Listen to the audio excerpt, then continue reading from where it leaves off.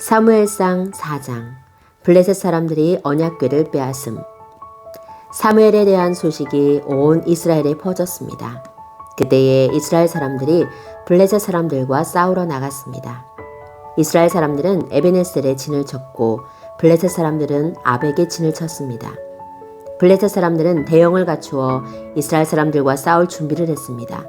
싸움이 시작되자 블레셋 사람들이 이스라엘 사람들을 물리쳐 이겼습니다. 블레셋 사람들은 이스라엘 군인 4,000명 가량을 죽였습니다. 그러자 나머지 이스라엘 군인들이 자기들 진으로 돌아갔습니다. 이스라엘의 장로들이 말했습니다. 어찌하여 여호와께서는 오늘 우리를 블레셋 사람들에게 지게 하셨을까? 여호와의 언약궤를 실로에서 이곳으로 가져오자.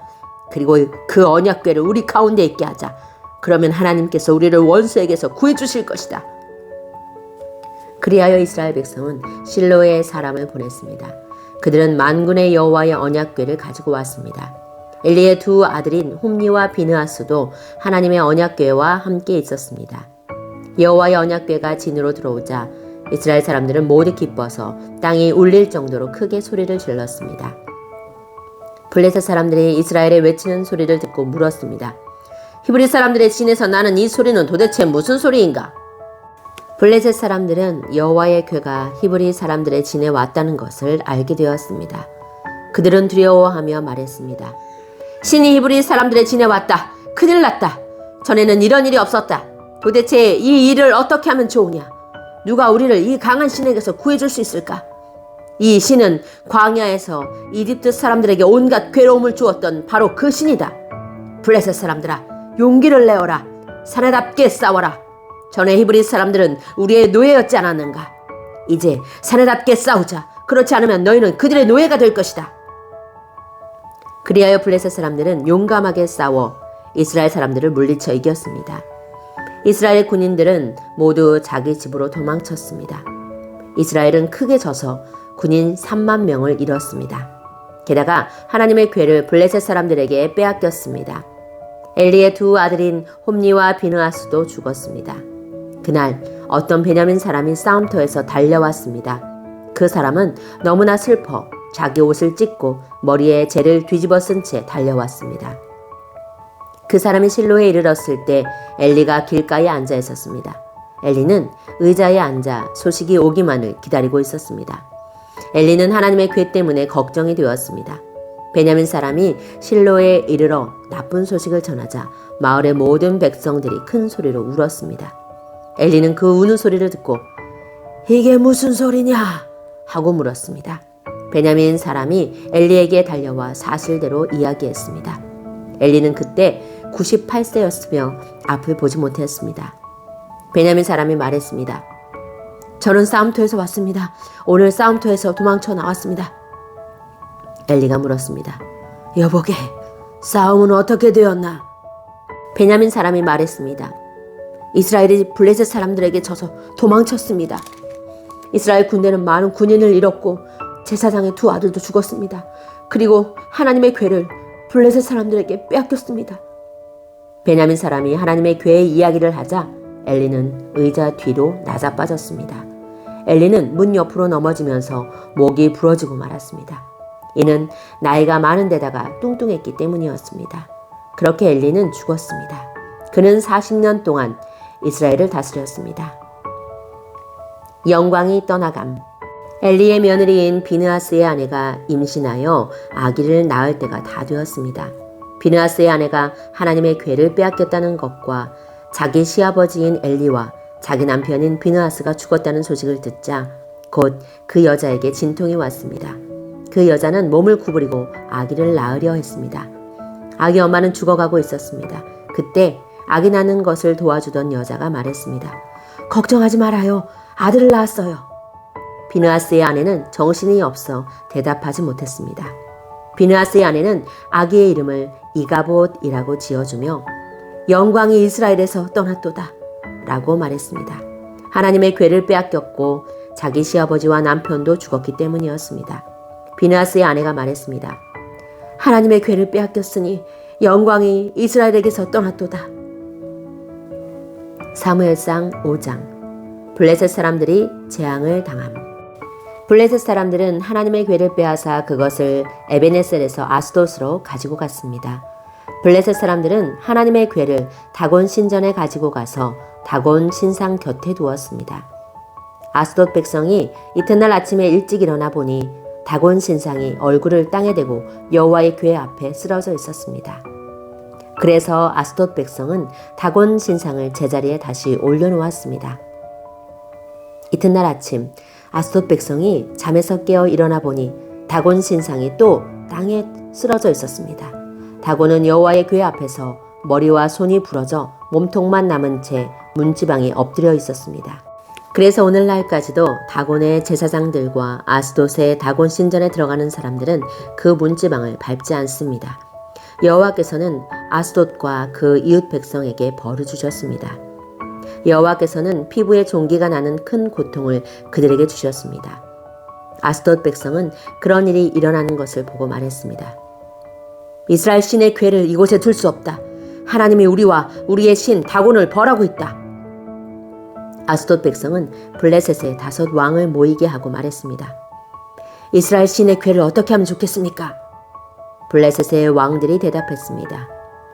이스라엘 신의 궤를 가드로 옮겨라. 그래서 블레셋 사람들은 이스라엘 신의 궤를 가드로 옮겼습니다. 하나님의 궤가 가드로 옮겨진 후에 여호와께서는 가드 성에 벌을 주셨습니다. 하나님은 가드의 늙은 사람과 젊은 사람 모두에게 고통을 주셨는데 그들의 피부에도 종기가 나기 시작했습니다. 그러자 블레셋 사람들이 하나님의 궤를 에그론으로 보냈습니다.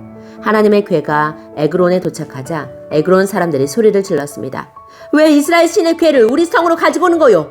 당신들은 우리와 우리 백성을 죽일 참이요? 에그론 백성은 블레셋의 왕들을 다 모이게 한 후에 그 왕들에게 말했습니다. 이스라엘 신의 궤를 원래 있던 자리로 보내시오.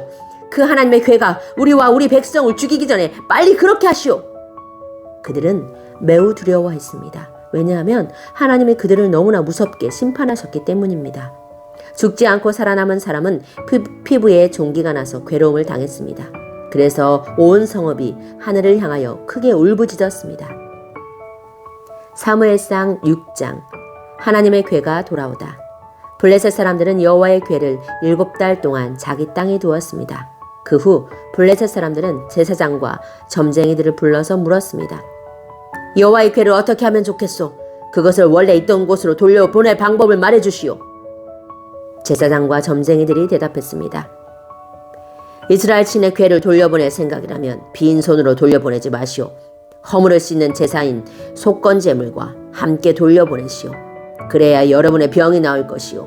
그리고 그 결과를 통해 과연 하나님께서 여러분에게 벌을 내리셨는지도 알 수 있을 것이오. 블레셋 사람들이 물었습니다.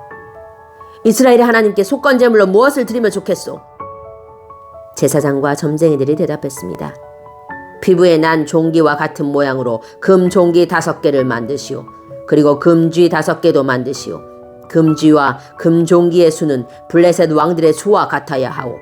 왜냐하면 똑같은 병이 여러분과 여러분의 왕에게 닥쳤기 때문이오. 이 나라를 망치고 있는 종기와 쥐의 모양을 만드시오. 그것을 이스라엘 신께 바치시오. 그리고 이스라엘 신께 영광을 돌리시오. 그러면 이스라엘 신이 여러분과 여러분의 신과 여러분의 땅에 벌 주시는 것을 멈추실 것이오. 이집트 백성과 파라오처럼 고집을 부리지 마시오. 하나님께서 이집트 백성에게 심하게 벌을 내리신 후에야 이집트 백성이 이스라엘 사람들을 나가게 한 것 아니었소. 여러분은 새 수레를 만드시오. 그리고 새끼를 낳은 지 얼마 안 된 젖소 2마리를 준비하시오. 그 젖소는 아직 멍에를 메어본 적이 없는 것이어야 하오. 그 젖소들을 수레에 메고 새끼들은 집으로 돌려보내시오. 새끼들이 자기 어미를 따라가게 하지 마시오. 여호와의 궤를 수레에 올려놓으시오. 그리고 금종기와 금쥐들도 상자에 담아 궤 곁에 두시오. 그것들은 여러분의 죄를 용서받기 위하여 하나님께 드리는 속건제물이요. 수레를 곧장 앞으로 나아가게 하시오. 그리고 수레를 지켜보시오. 만약 수레가 이스라엘 땅 벳세메스 쪽으로 가면 우리에게 이 큰 병을 주신 분은 여호와가 확실하오. 그러나 만약 수레가 벳세메스 쪽으로 가지 않으면 이스라엘의 하나님이 우리에게 벌을 주신 것이 아니라 우연히 우리가 병들게 된 것으로 보면 될 것이오. 블레셋 사람들은 제사장과 점쟁이들이 말한 대로 했습니다. 블레셋 사람들은 새끼를 낳은 지 얼마 안 된 젖소 2마리를 가지고 와서 수레에 메우고 그 새끼들은 집으로 돌려보냈습니다. 블레셋 사람들은 여호와의 궤를 수레에 올려놓고 금 쥐와 금 종기들이 든 상자도 수레에 올려놓았습니다. 그러자 소들은 벳세메스 쪽으로 곧장 갔습니다. 오른쪽으로나 왼쪽으로 치우치지 않았습니다. 블레셋의 왕들은 소들의 뒤를 따라 벳세메스의 경계까지 갔습니다. 그때 골짜기에서 밀을 베던 벳세메스 사람들이 눈을 들어 여호와의 궤를 보았습니다. 여호와의 궤를 다시 보게 된 그들은 매우 기뻤습니다. 수레는 벳세메스 사람인 여호수아의 밭으로 와서 큰 바위 곁에 멈추어 섰습니다. 벳세메스 사람들은 수레에 나무를 잘라냈습니다. 그리고 소를 잡아서 주께 제물로 바쳤습니다. 레위 사람들은 여호와의 궤를 내려놓고 금 쥐와 금 종기가 든 상자도 내려놓았습니다. 레위 사람들은 그 2 상자를 큰 바위 위에 올려놓았습니다. 벳세메스 백성은 그날 태워드리는 제물인 번제물과 희생 제물을 여호와께 바쳤습니다. 블레셋의 5 왕은 이 모든 일을 지켜보고 그날 에그론으로 돌아갔습니다. 블레셋 사람들이 보낸 금 종기는 여호와께 바치는 허물을 씻는 제물인 속건 제물이었습니다. 금 종기를 보낸 마을의 이름은 아스돗, 가사, 아스글론, 가드, 그리고 에그론입니다. 블레셋 사람들은 금쥐도 보냈는데 금쥐의 숫자는 블레셋 왕들이 맡은 마을의 숫자와 같았습니다. 금쥐를 보낸 마을 중에는 성벽을 가진 굳건한 성도 있었고 시골 마을들도 있었습니다. 벳세메스 사람들이 여호와의 궤를 올려놓았던 큰 바위는 지금도 벳세메스 사람 여호수아의 밭에 그대로 있습니다. 그런데 벳세메스 백성 중 여호와의 궤를 들여다본 사람들이 있었습니다. 그러자 여호와께서는 그들을 쳐 70명을 죽이셨습니다. 벳세메스 백성은 여호와께서 자기들에게 그토록 무섭게 벌 주시는 것을 보고 소리내어 울었습니다. 그들은 이렇게 말하였습니다. 누가 이 거룩하신 하나님 여호와 앞에 설 수 있겠는가? 이 여호와의 궤를 어디로 보내야 하는가? 벳세메스 백성은 기럇 여아림 백성에게 명령을 받고 심부름하는 사람들을 보내어 이렇게 말했습니다. 블레셋 사람들이 여호와의 궤를 돌려보냈소. 이리로 와서 그것을 당신들의 성으로 가지고 가시오.